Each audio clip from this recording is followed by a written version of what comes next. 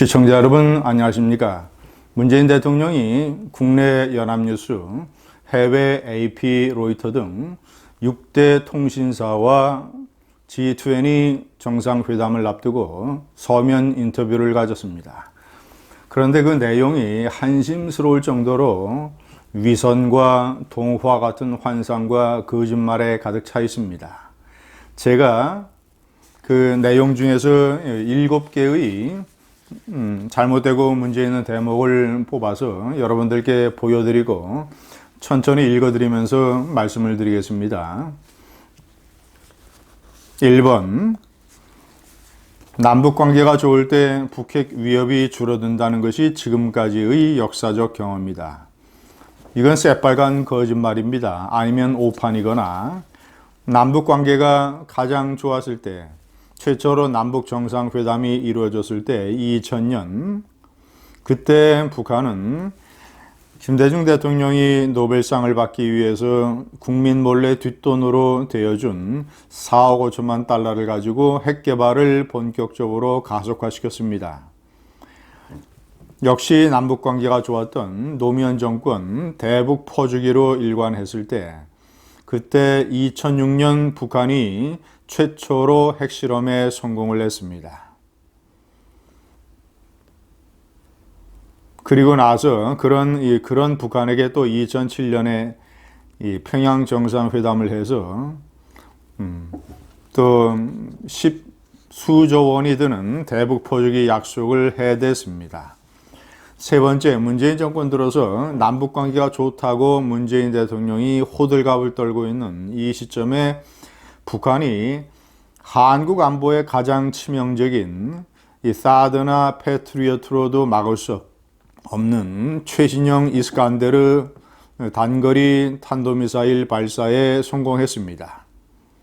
남북관계가 좋을 때 북한의 한국에 대한 위협이 가장 높았습니다.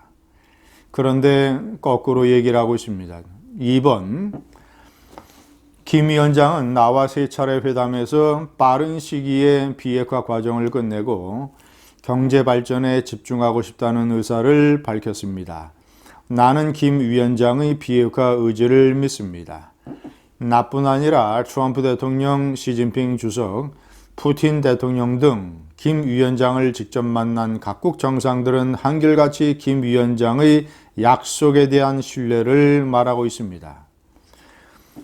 이것은 거의 어린아이 수준의 발언입니다.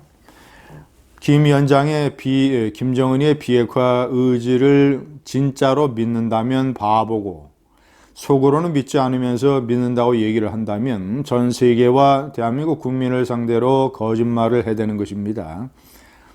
이 거짓말 때문에 지난 1년여 동안 전 세계가 속았습니다. 트럼프가 김정은을 믿는다고 얘기하는 것은 트럼프가 김정은을 가지고 노는 겁니다. 어른이 어린아이를 어르는 것처럼 이 채찍, 회초리로 때렸다가 또 달래기 위해서 나는 너를 믿는다 이렇게 얘기하는, 버릇없는 아이를 아버지가 가르칠 때 얼르고 때리고 할 때 트럼프 대통령이 하는 것을, 이것이 트럼프 대통령이 진짜 믿는다고 이렇게 바보처럼 얘기를 하고 있습니다. 시진핑과 푸틴이 믿는다고 얘기하는 것은 당연한 것 아니겠습니까? 아니, 북한의 동맹국인데 그럼 전 세계에 대놓고 김정은이를 믿는다고 하지 믿지 않는다고 얘기하겠습니까? 예를 들어도 이렇게 바보 같은 예를 듭니다. 세 번째, 플루토늄 재처리 시설과 우라늄 농축 시설을 포함한 영변의 핵시설 전부가 검증하에 전면적으로 완전히 폐기된다면 북한 비핵화는 되돌릴 수 없는 단계로 접어든다고 평가할 수 있을 것입니다. 이것은 대한민국의 대통령으로서 북한의 핵 문제를 제대로 판단하지 못하고 그 해결책을 국민에게 잘못 제시하는, 이거는 반헌법적 행동입니다. 이 바보거나 아니면 북한의 이익에 동조하는 반역자이거나, 영변에 있는 플루토늄 재처리 시설과 우라늄 시설은 전체 북한의 핵무기 구조의 일부에 불과합니다.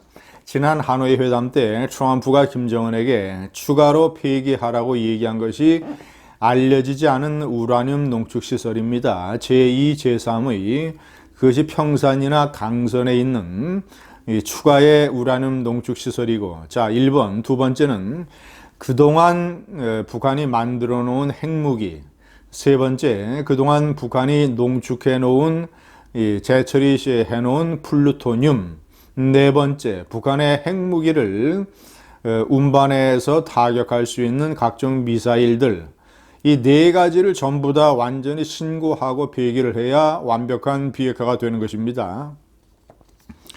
그런데 전체 5가지 중에서 일부에 불과하는 한 가지 영변시설 폐기만을 얘기하면서 북한에게 일종의 면죄부를 주려고 하고 있습니다. 대한민국 대통령이. 이것은 완전히 북한의 논리에 속아 넘어가는 것입니다. 자, 다음 페이지 4번. 나는 김정은 위원장과 여러 차례 회담에서 김 위원장이 상당히 유연성이 있고 결단력이 있는 인물이라고 느꼈습니다. 예를 들면 1차 남북 정상회담 결과 발표를 양 정상이 전 세계에 생중계된 기자회견으로 했는데 그 전까지는 없었던 일입니다. 원래 공동성명 도움의 서면 형식으로 하게 되어 있었는데 회담과 합의의 역사성을 감안해서 기자회견으로 하자는 나의 제안을 김 위원장이 즉석에서 수용했습니다. 아니, 김정은이가 이것을 왜 수용했겠습니까? 유연성이 있고 결단력이 있기 때문에 했습니까? 그 내용을 보면 이것은 판문점 선언을 얘기하는 것인데 내용을 보면 김정은이에게 100% 유리한 내용으로 가득 차 있습니다. 예를 들어서 올해 안에 정전협정을 맺고 올해 안에 평화협정을 체결한다는 것, 이런 것들, 그리고 북한의 비핵화가 아니라 한반도의 비핵화라고 명시되어 있는 점, 북한이 오히려 전 세계에 대놓고 떠들썩하게 선전을 할 필요가 있는 내용으로만 가득 차 있기 때문에 김정은이가 오히려 기자회견으로 하는 것이 유리하다고 판단할 거 아니겠습니까? 그런데 이게 무슨 유연성과 결단력하고 무슨 상관이 있습니까? 아니, 결단력이 있으면 지금까지 개혁 개방을 미루고 인터넷을 통제하고 이런 식으로 벌벌벌 떨면서 독재 체제를 유지하겠습니까? 아니, 유연성이 있다면 지금까지 이런 식으로 남북회담이라든가 비핵화 회담이 이런 식으로 완전히 정체 단계에 빠져 있겠습니까? 5번. 남북 군사 합의서가 비핵화 과정에서 특별히 중요한 것은 남북 간 우발적인 군사적 충돌 가능성을 획기적으로 줄여 비핵화 대화의 우호적인 환경을 조성하고 있다는 점입니다. 이것은 남북 군사 합의서가 체결된 이 자체가 잘못된 것이지만 이것을 호도하고 선전하는 논리 자체도 잘못되어 있습니다. 왜냐하면 지금까지 남북 간의 충돌이 발생한 것은 문재인이 얘기하는 것처럼 남북 간의 우발적인 군사적 충돌이 아니었습니다. 모든 게 다 북한이 기획한 기습작전에 의한 것이었죠. 1976년에 판문점 도끼 만행 사건이라든가 2010년에 천안함 폭침, 2010년에 연평도 포격, 그리고 이 김영삼 정권 때 있었던 강릉의 잠수함 특수부대의 침입, 아니 모든 게, 그리고 박근혜 정권 때 있었던 목함 지뢰 폭발 사건, 모든 게 다 북한의 기획적이고 기습적인 치밀하게 준비된 것이었는데 무슨 남북 간의 우발적인 군사적 충돌 가능성, 이거 자다가 봉창 두드리는 소리 아닙니까? 6번째, 국민의 삶을 무너뜨려온 반칙과 특권, 부조리한 관행을 없애는 반부패 개혁에서도 많은 변화가 이루어졌습니다. 7번, 한일 관계의 발전을 위해서는 과거사 문제를 국내 정치에 이용하지 말아야 합니다. 시청자 여러분, 반칙과 특권, 부조리가 없어졌다고 얘기를 했습니다. 이 문재인 정권은 특권 정권입니다. 반칙 정권입니다. 대통령 부부 자체가 가장 특권을 누리면서 많은 국민의 삶이 도탄에 빠져 있는데 1년에 올해 들어서 9번이나 국빈 놀이를 하고 있습니다. 김정숙 여사는 단독으로 대통령 전용기를 타고 엄청난 세금을 허공에 뿌리면서 인도의 유람 여행을 다녀왔습니다. 타지마할. 이런 특권을 누리고 있는 정권이 반칙? 청와대 대변인이라는 사람이 반칙 중에 반칙을 저질러서 10억 원을 특혜 대출을 받아서 26억짜리 투기를 했습니다. 대통령은 국회의원 시절에 여비서를 혼자 달랑대리고 국민 세금으로 9박 10일간 유럽의 여행 관광 국가를 다녀온 김기식이를 열흘 동안이나 금융감독원장에 임명을 했습니다. 그래서 또 열흘 동안 국민 세금으로 월급을 챙겨줬습니다. 대통령의 절친한 친구라고 하는 손회원, 온갖 반칙과 특권으로 공산주의자 아버지가 독립유공자 서훈을 받도록 했습니다. 온갖 반칙과 특권으로 보안자료라는 것을 입수를 해서 목포에 부동산 투기를 했습니다. 이래놓고 반칙과 특권이 없는 정권이라고 합니다. 아니, 한일 관계의 현안을 국내 문제에 이용하지 말아야 된다고요? 박근혜 대통령이 애써 이룩한 한일 위안부 합의를 깨뜨리고 위안부 문제를 국내 정치에 이용한 대통령이 누굽니까? 문재인 아닙니까?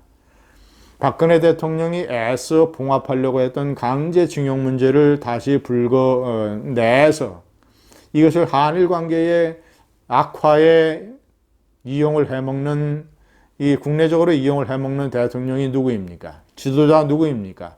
아베입니까? 문재인입니까? 문재인이죠. 시청자 여러분, 전 세계의 유수 통신사들을 상대로 이런 핫바지에 바람 새는 소리 같은 인터뷰를 했습니다. 자다가 봉창을 두드리는, 봉창은 벽의 맨 위쪽에 있는 이 닫힌 창 아닙니까? 갑자기 자다가 일어나서 봉창 두드리는 이런 소리를 해대고 있습니다. 감사합니다.